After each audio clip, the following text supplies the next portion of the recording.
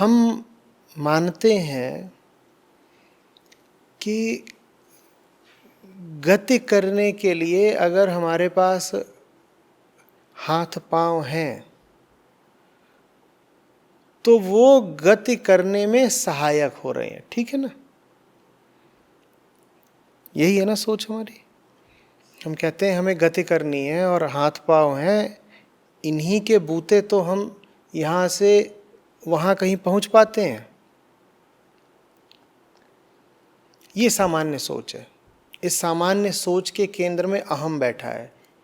वो अहम कह रहा है मेरा शरीर से तादात्म्य है और मैंने बहुत बढ़िया निर्णय किया है शरीर से तादात्म्य करके, क्योंकि देखो शरीर से तादात्म्य किया है तो अब मैं कह पाता हूँ मेरे हाथ मेरे पाँव, और ये हाथ पाँव उपयोगी है ना, मुझे यहाँ से वहाँ पहुँचना होता है, हाथ पाँव मेरे काम आते हैं, तो मैं बिल्कुल सही हूँ, मैं बिल्कुल सच हूँ। और यही तो अहम की अभिलाषा रहती है कि वो अपने आप को बोल दे मैं ही सत्य हूँ।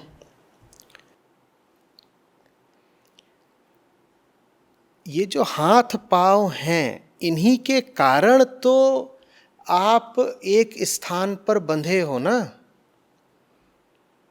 हाथ पाँव माने शरीर। आपको आवश्यकता ही क्यों पड़ रही है एक जगह से दूसरी जगह जाने की? एकदम जरा मूलभूत सवालों को देखो। क्यों ज़रूरत पड़ रही है आपको यहाँ से वहाँ जाने की? क्योंकि शरीर एक समय पर एक ही जगह पर हो सकता है। ठीक है ना? तो तभी फिर आपको समय का इस्तेमाल करके और हाथ पांव का श्रम लगा करके एक जगह से दूसरी जगह जाना पड़ता है। अब आप इसी बात पर बड़े प्रसन्न हो रहे हो कि मेरे पास हाथ पांव हैं तो देखो मैं गति करके यहाँ से वहाँ पहुँच जाता हूँ। आप ये पूछ ही नहीं रहे कि गति करने की ज़रूरत क्यों पड़ी। ऐसा क्यों नहीं हो सकता कि तुम किसी एक स्थान पर बंधक रहो ही नहीं? हम बंधक ही तो हैं। आप किसी जगह पर हैं और वहाँ से हिलडुल नहीं सकते। इसको बंधक होना ही कहते हैं ना, एक तरह का कारागृह ही है ना ये शरीर। और क्या करता है आपके साथ कि तुम यहां पर हो तो तुम वहां नहीं हो सकते। बात समझ रहे हो? शरीर भी तो आपके ऊपर सीमा लगा रहा है ना, और कारागृह भी आपके ऊपर सीमा लगाता है। हम लेकिन इसको ऐसे नहीं देखते हैं। हम सोचते हैं कि शरीर हमारी इच्छाएं पूरी करने का माध्यम है।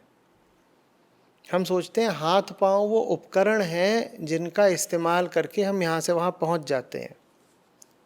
ऋषि कह रहे हैं ऐसे नहीं देखो, तुम ये देखो कि शरीर ही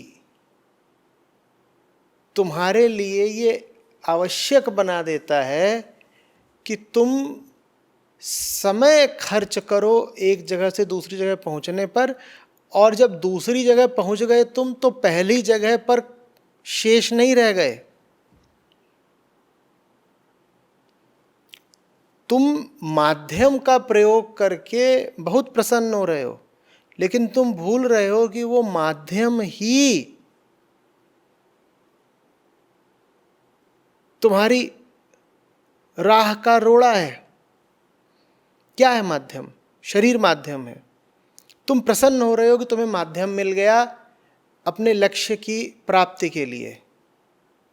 जहां से ऋषि देख रहे हैं वो कह रहे हैं ये माध्यम तुम्हें लक्ष्य तक ले नहीं जा रहा, ये माध्यम ही लक्ष्य को तुमसे दूर किए दे रहा है। देह भाव में अहम क्यों लंबे समय तक स्थापित रह पाता है? इसलिए रह पाता है क्योंकि वो देह को अपने लिए बड़ा लाभप्रद समझता है।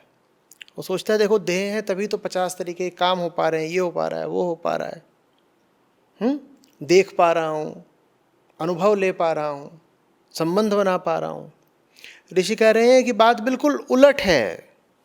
देह के कारण तुम पहुंच नहीं पा रहे, देह के कारण ही पहुंचने की आवश्यकता खड़ी हुई है। देह नहीं होती तो ऐसा भी नहीं होता ना कि तुम एक ही जगह पर सीमित हो या कैद हो। तुम होते ही नहीं अगर, तो कौन सी जगह होती जहां तुम नहीं होते। ऋषि की दृष्टि समझो, वो कह रहे हैं चूंकि तुम हो इसीलिए एक जगह है जहां तुम हो और एक जगह है जहां तुम नहीं हो। तो माने तुम्हारा होना ही एक जगह पर यह सुनिश्चित कर देता है कि तुम बाकी किसी भी दूसरी जगह पर नहीं हो सकते। बात समझो। तो दुनिया भर की जगहें जहां तुम नहीं हो, वहां तुम इसीलिए नहीं हो क्योंकि तुम हो। कहां पर? जहां पर हो तुम। तो ऋषि पूछ रहे हैं अगर तुम होते ही नहीं तो मुझे बताओ कोई जगह ऐसी होती जहां तुम नहीं होते। अगर तुम होते ही नहीं तो क्या कोई ऐसी जगह होती जहां तुम नहीं होते? समझ में आ रही बात? इसी बात को थोड़ा और आगे बढ़ाओगे तो समझ में आएगा कि ऋषि कह रहे हैं अगर तुम होते ही नहीं तो ये अलग अलग जगहें होती भी क्या? ये जो स्थान या जगह शब्द है फिर तो यही निरर्थक हो जाता ना। क्योंकि तुम एक जगह पर हो इसीलिए तुम स्थान के पूरे विस्तार को अलग अलग जगहों का नाम दे देते हो, है ना। तुम कहते हो देखो मैं यहां बैठा हूं, तुम मेरे दाएं बैठे हो और उधर तुम मेरे बाएं बैठे हो। ये दाएं और बाएं का चक्कर आया कहां से? क्योंकि तुम दाएं और बाएं के केंद्र में बैठे हो। तुम अगर होते ही नहीं तो ये जितना विस्तार है स्थान का, अंतरिक्ष का, आकाश का, जगह का, ये पूरा अर्थहीन हो जाता, कोई मतलब नहीं रह जाता इसका। मुझे ये बताओ अगर दो चीजें ना हो, कहीं भी कोई भी दो चीजें ना हो, तो क्या स्थान, स्पेस भी बचेगा? हम सोचते हैं कि स्पेस खाली जगह का नाम है। नहीं, स्पेस खाली जगह का नाम नहीं है। स्पेस दो वस्तुओं के बीच की खाली जगह का नाम है। आप जब स्पेस की कल्पना भी करते हो तो आपकी कल्पना ऐसी होती है कि सब कुछ खाली है। नहीं, सब कुछ अगर खाली हो, अगर वस्तुएं बिल्कुल ना हो, ऑब्जेक्ट्स बिल्कुल ना हो, तो ऑब्जेक्ट्स के साथ साथ स्पेस भी विलुप्त हो जाएगा। समझ में आ रही है बात? और पहला ऑब्जेक्ट कौन है जो इतने सारे दूसरे ऑब्जेक्ट्स बना देता है? वो हम है, हमारी देह। तो तुम ना हो अगर, तो दूसरी वस्तुएं या दूसरे ऑब्जेक्ट्स भी नहीं हो सकते। और जब दूसरी वस्तुएं या दूसरे ऑब्जेक्ट्स नहीं है तो स्पेस कहां बचा? सब गया ना।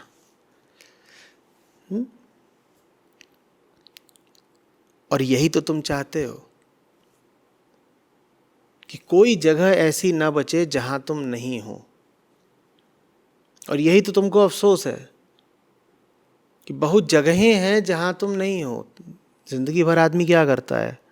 दौड़ता है, भागता है, उसको यहां पहुंचना, उसको वहां पहुंचना है। यही करते हो ना। तुमको यहां वहां पहुंचना ही इसीलिए है क्योंकि तुम अभी इस जगह बैठे हो। चूंकि तुम अभी यहां हो इसीलिए कल तुम्हें जरूरत पड़ेगी कहीं और होने की, फिर कहीं और होने की, फिर कहीं और होने की। और जहां भी जाते हो वहां होकर के इच्छा तो पूरी होती नहीं, तो फिर अगले दिन कहीं और जाना पड़ता है। ले दे करके तुम्हारी इच्छा ये है कि जितना भी विस्तार है स्थान का, स्पेस का, तुम वो पूरा ही छान मारो। देखते नहीं हो बहुत सारे पर्यटक होते हैं, उनको ये बताने में बड़ा अद्भुत आनंद रहता है कि अब तक हम 102 देशों की यात्रा कर चुके हैं। वो बड़े मज़े में दिखाते हैं अपना पासपोर्ट कि देखो इस पे कितने ठप्पे हैं, गिनो। ये हम क्या कर रहे हैं? ये हम अपने कष्ट का प्रदर्शन कर रहे हैं कि देखो मैं होना तो सर्वव्यापक चाहता हूँ, मैं वो हो जाना चाहता हूँ जो हर जगह है, पर मैं बंधा हुआ हूँ एक जगह से। इसीलिए मैं लगातार कोशिश करता रहता हूँ, कभी इधर उड़ने की, कभी उधर उड़ने की, कभी यहाँ जाने की, कभी वहाँ जाने की। और जब मैं स्थूल शरीर से नहीं जा पाता वीज़ा नहीं मिला, फ्लाइट नहीं मिली, कोई बात हो गई, तो फिर मैं कैसे जाता हूँ? सूक्ष्म शरीर से। क्या करता हूँ मैं फिर? आंख बंद करके कल्पना करता हूँ। ये जो मन इतनी कल्पना करता है, कभी यहाँ होने कभी वहाँ होने की, वो वास्तव में यही कह रहा है कि मुझे हर जगह होना है, क्योंकि मैं जहाँ भी नहीं हूँ मुझे वहीं की याद आती है। मैं जहाँ ही नहीं हूँ मुझे वहीं की कमी अखरती है। तो मन की फिर इच्छा क्या है? मन की इच्छा है हर जगह होने की। हर जगह होने का मतलब है कहीं भी ना होना। अगर कोई ऐसा है जो हर जगह है, तो वास्तव में क्या कहीं भी है? लेकिन तुम्हें कहीं होना पड़ता है क्योंकि तुम में देह भाव है। ऋषि कह रहे हैं सत्य वो जिसकी कोई छोटी सीमित संकुचित परिभाषित देह नहीं, फिर वो बिना हाथ पांव के चलता है और बड़ी द्रुत गति से चलता है। फिर वो वास्तव में काव्य है। यहां पर जब कहा जा रहा है कि द्रुत गति से चलता है, वो द्रुत गति से नहीं चलता, फिर वो अनंत गति से चलता है, क्योंकि उसे अब चलने की जरूरत ही नहीं। क्यों चलने की जरूरत ही नहीं? क्योंकि वो मौजूद ही है हर जगह। हर जगह कैसे मौजूद है? क्योंकि अब कोई जगह नहीं बची। बहुत सारी जगह होती तो बहुत जगहों पर अलग अलग होना पड़ता। बहुत जगहें हैं ही नहीं। जब तुम नहीं तो बहुत सारी जगहें भी नहीं। तो ये जो हमने अपने लिए इतना बड़ा विस्तार खड़ा कर रखा है, वो विस्तार ही हमारा कष्ट है।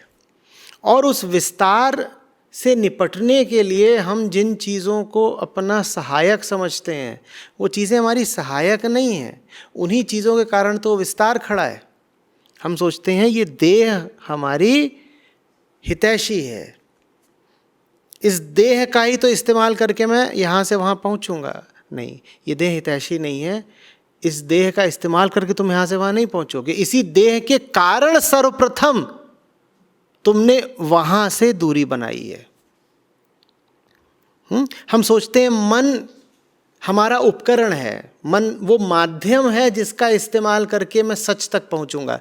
नहीं, मन उपकरण नहीं है, माध्यम नहीं है, मन पुल नहीं है। मन ही अड़चन है। मन के कारण ही दूरी है। जिसके कारण दूरी है, तुम उसको अगर पुल बोलो या सहायक बोलो या माध्यम बोलो, तो ये बहुत सही बात तो नहीं हुई ना? या हुई? कहीं खाली जगह हो, वहां बीच में दीवार खड़ी कर दी जाए। बिल्कुल खाली जगह थी, अब बीच में बड़ी भारी दीवार खड़ी कर दी गई, और फिर तुमसे कहा जाए देखो ये जो दीवार है ये तुम्हारी मदद के लिए है, इस पर चढ़ोगे तो उस पार पहुंच जाओगे। देखो कितनी मददगार दीवार है। अगर तुम इस दीवार पे चढ़ गए तो तुम्हें बहुत बढ़िया फल मिलेगा। ये दीवार तो तुम्हारी मदद के लिए, मन वही दीवार है।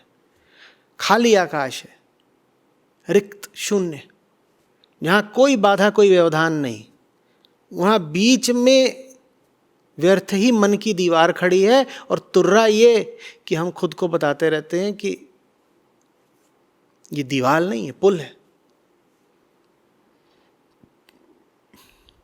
चढ़ जाओ, सब लोग चढ़ो। ना होती दीवार तो उस पार कैसे पहुंचते बताओ? क्या तर्क दिया है? समझ में आ रही है बात? इसी तरीके से ये बात कि आंखों के बिना सत्य देखता है और कानों के बिना सुनता है। हम सोचते हैं कि आंखें हमें दिखा रही हैं। ऋषि जहां से देख रहे हैं वो कह रहे हैं आंखें दिखा नहीं रही, छुपा रही हैं। हम बड़े प्रसन्न रहते हैं कि आंखें तो हमारी सहायक हैं, उनके माध्यम से हम जगत को देख पाते हैं। ऋषि कह रहे हैं आंखें सहायक नहीं हैं, आंखें तो सत्य को छुपा रही हैं और संसार को दिखा रही हैं। तो सहायक कैसे हो गई? आंखें स्वयं भी सीमित हैं और तुमको बस वही दिखाती हैं जो सीमित चीजें हैं। तो तुम सीमित में ही फंस के रह जाते हो, असीम छुप गया ना। बताओ आंखें दिखा रही हैं कि छुपा रही हैं? तो इसलिए फिर वो यहाँ पे कहते हैं कि सत्य या ब्रह्म वो है जो बिना आंखों के देखता है। वो वास्तव में हमें चुनौती देकर कह रहे हैं कि बेटा, शिष्य, तुम समझो कि तुम्हारा जो विश्वास है तुम्हारी देह पर, तुम्हारी इंद्रियों पर, वो झूठा है। उदाहरण के लिए तुमसे कोई पूछता है, तुम्हें कैसे पता कि यह बात सच है? तुम आए मुझे कोई खबर सुनाने, और मैं तुमसे पूछूं तुम्हें कैसे पता कि यह बात सच है? तुम तुरंत पलट कर बोलते हो, अरे सच है, मैंने अपनी आंखों से देखा है। देखो तुमने क्या किया है, क्या किया? तुम कहते हो ना, अरे सच तो है ही, मैंने अपनी आंखों से देखा है, कानों से सुना है। तुमने आंख और कान को सच का प्रमाण बना लिया। ऋषि कह रहे हैं बचो, तुम्हारे भीतर ये जो कूट कूट कर आत्मविश्वास भरा हुआ है अपनी देह के प्रति, ऋषि उसको चुनौती दे रहे हैं। कह रहे आंख दिखा नहीं रही है, तुम इतने भरोसे के साथ क्या बोलते हो कि मैंने अपनी आंखों से देखा है तो सच ही होगा? आंख क्या दिखाएगी, कान क्या सुनाएंगे? जो आंखों से देखता हो वो तो देहाभिमानी है, जो कानों से सुनता हो वो अपने आप को शरीर के अतिरिक्त कुछ जानता ही नहीं। बहुत ध्यान से सुनना पड़ेगा, बहुत साथ साथ चलना पड़ेगा। कुतर्क करना चाहोगे तो कुतर्क असंख्य हैं। तुम तुरंत कह सकते हो आंख से नहीं देखेंगे तो कहाँ से देखेंगे? नाक से देखेंगे क्या? और कान से नहीं सुनेंगे तो क्या करेंगे? तो इस तरह के कुतर्क करने हो तो उपनिषद तुम्हारे लिए नहीं है। ऋषि जो बात कह रहे हैं वो बहुत बारीक है, उनके लिए नहीं है जो भद्दे तर्कों की कुश्ती खेलना चाहते हो। समझ रहे हो? तो कान तुम तक कुछ सूचना पहुंचाते हैं, और जो सूचना तुम तक पहुंचती है तुम तत्काल उसको क्या मान लेते हो? सच। अगर सूचना को सूचना ही माना होता तो कोई दिक्कत नहीं थी, पर कान हमारे लिए बाधा और अवरोध तब बन जाते हैं जब उस सूचना को सच मान लेते हैं। समझना होगा हमें कि इंद्रियगत हमें जो भी अनुभव हो रहे हैं वो हैं, उनको अधिक से अधिक तुम कह सकते हो तथ्य हैं, वो सच नहीं है। सच कुछ और है। इंद्रियगत तो तुम्हें जो अनुभव हो रहे हैं वो द्वैत का खेल है, एक डुअलिस्टिक फिनोमिना है। सच्चाई बिल्कुल दूसरी चीज है, एकदम अलग। समझ रहे हो?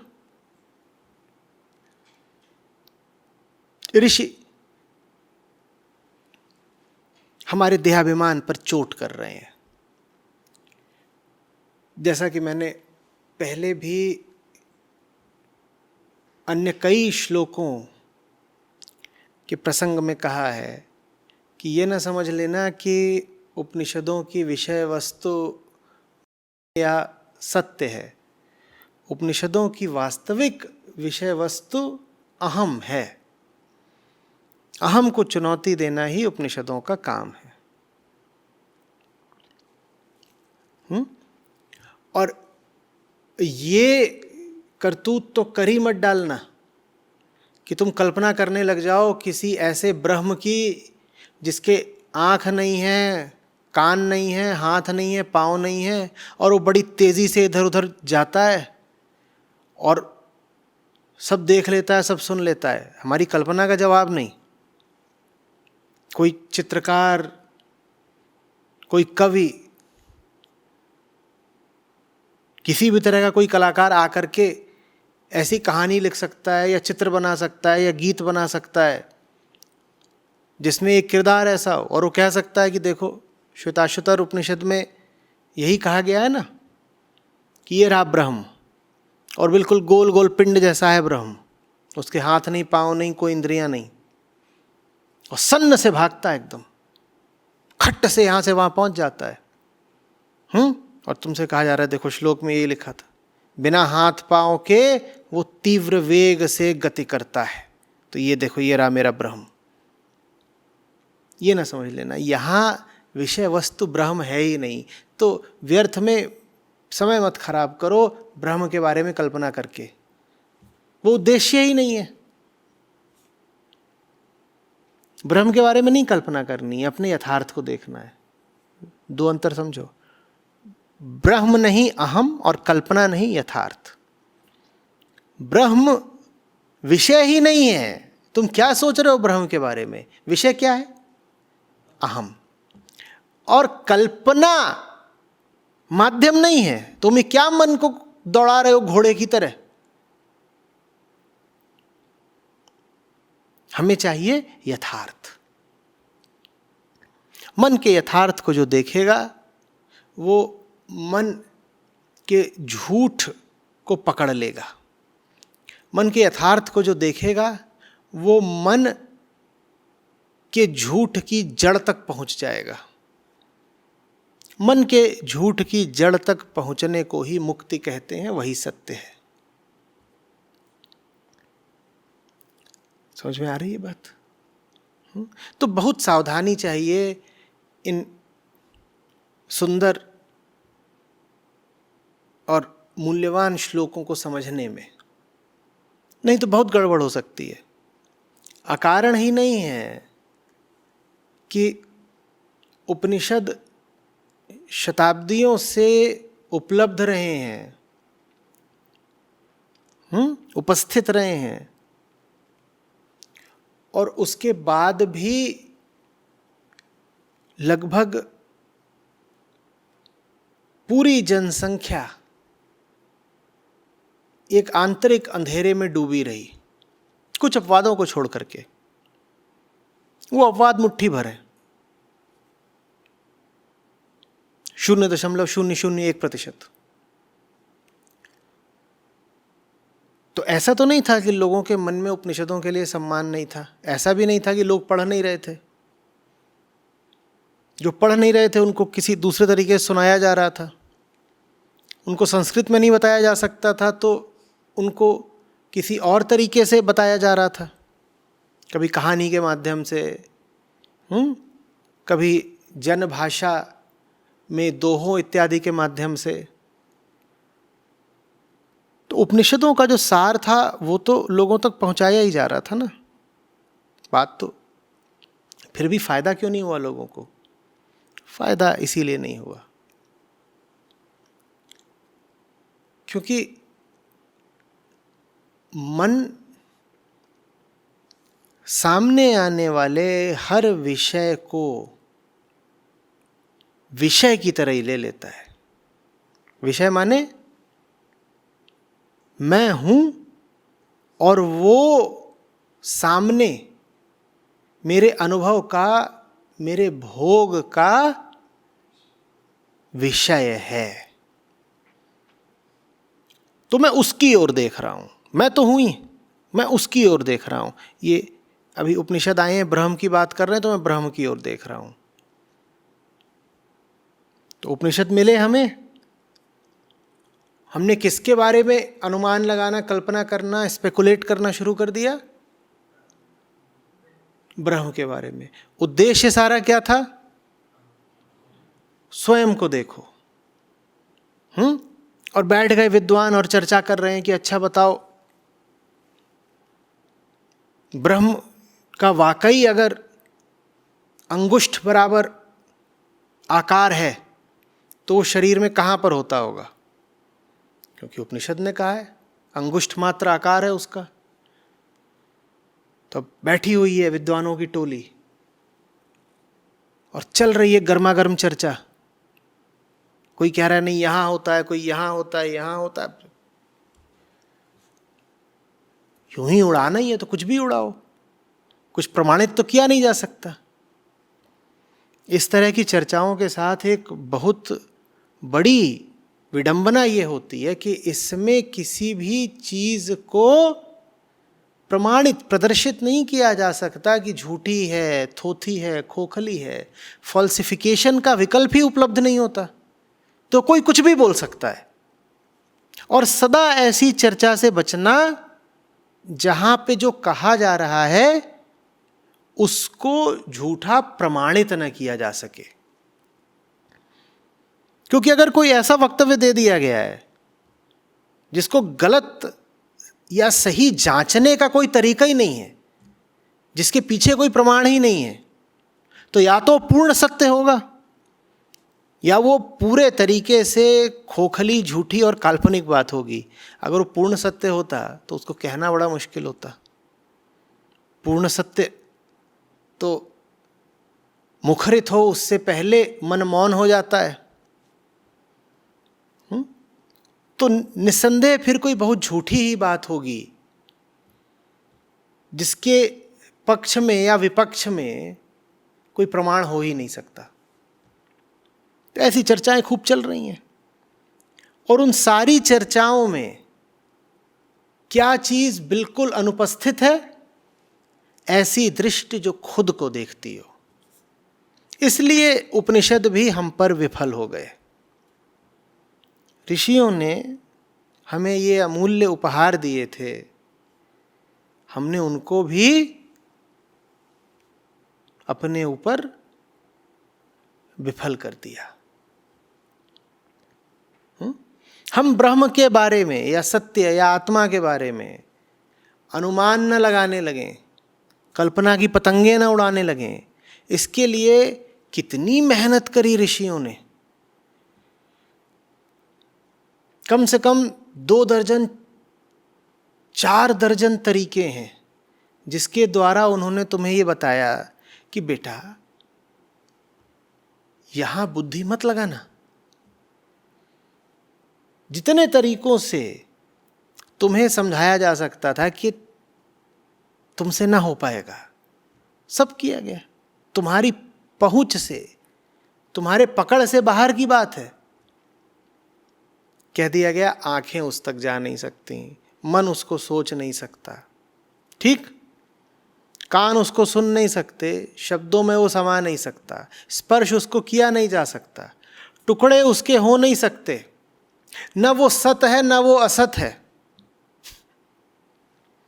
घर उसका होता नहीं, नाम उसका होता नहीं, उपमा उसकी होती नहीं, उपाधि उसकी होती नहीं, तुलना उसकी होती नहीं, संगी उसका नहीं, साथी उसके नहीं, पिता उसका नहीं, पुत्र उसका नहीं। न वो कल था न वो आज है,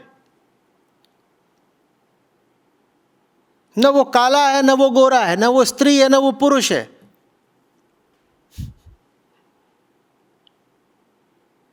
न उसको बुलाया जा सकता है न हटाया जा सकता है, न वो भरा हुआ है न वो खाली है। इतने तरीकों से तुम्हें क्यों बोला गया ब्रह्म के बारे में? ताकि तुम ब्रह्म के बारे में बोलो, कोई कल्पना न कर पाओ। ये 50 तरीके से ये सुनिश्चित करने की कोशिश की जा रही थी कि तुम ये अनर्थ न कर डालो कहीं कि मैंने तो ब्रह्म को सोच लिया। तो सोच जितने रास्तों से ब्रह्म की ओर बढ़ने की धृष्टता कर सकती थी, उन सब रास्तों पर ऋषियों ने अवरोध खड़े करे। उसका कोई रंग नहीं होता और वो बेरंग भी नहीं होता। निर्गुण है वो, सब गुण उसी से हैं। क्या वो यहां है भी और नहीं भी? क्या वो है भी और नहीं भी? ये क्या पहेलियां बुझाई जा रही हैं? नहीं, ये बड़े प्रयत्न से और बड़े प्रेम से तुम्हारी कल्पना को अनुशासन में रखने की कोशिश की जा रही है।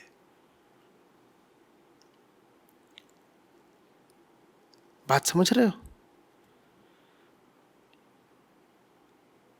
ये बार बार तुमको जताया जा रहा है कि अहम बहुत छोटा है। हालांकि छोटा बना रहना उसकी नियति नहीं है, पर है वो बहुत छोटा।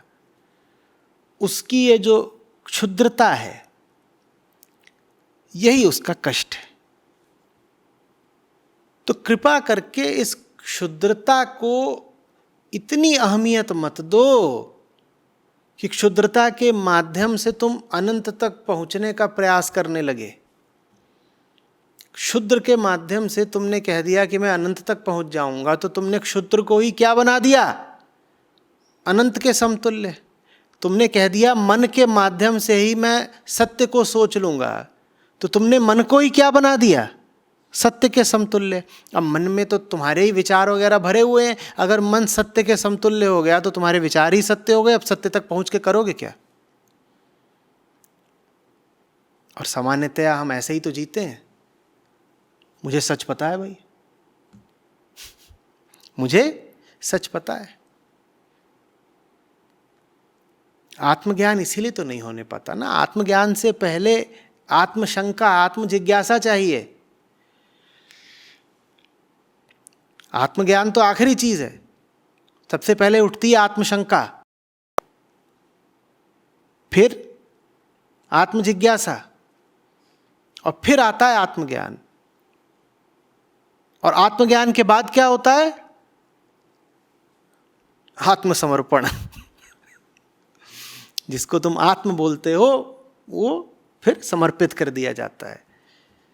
तो आत्मशंका से आत्मसमर्पण तक की यात्रा होती है। लेकिन आत्मविश्वास अगर बहुत है तो आत्मशंका आने ही नहीं पाएगी ना भाई।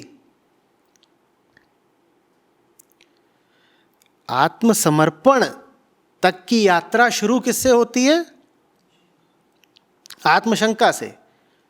कुछ गड़बड़ पता तो चले जीवन में, लेकिन अगर आत्मविश्वास से भरे हुए हो तो आत्मशंका ही उदित नहीं होगी।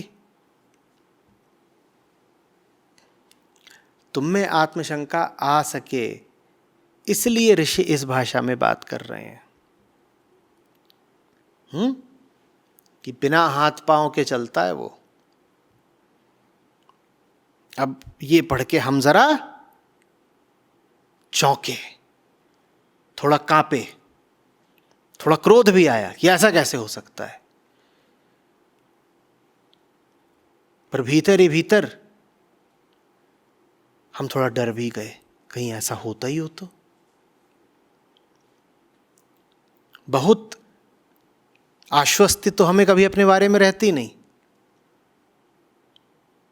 जब ये बात हमारे सामने आई तो भीतर सवालिया निशान भी खड़ा हो गया।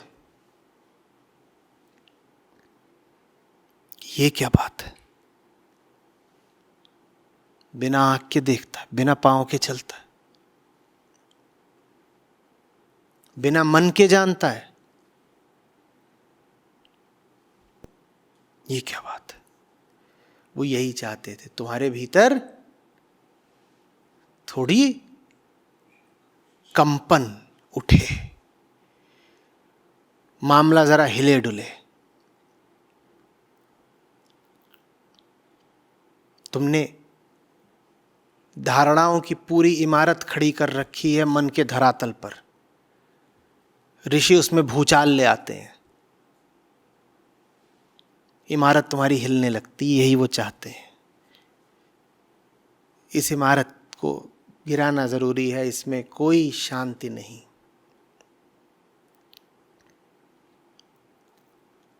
आ रही बात समझ में?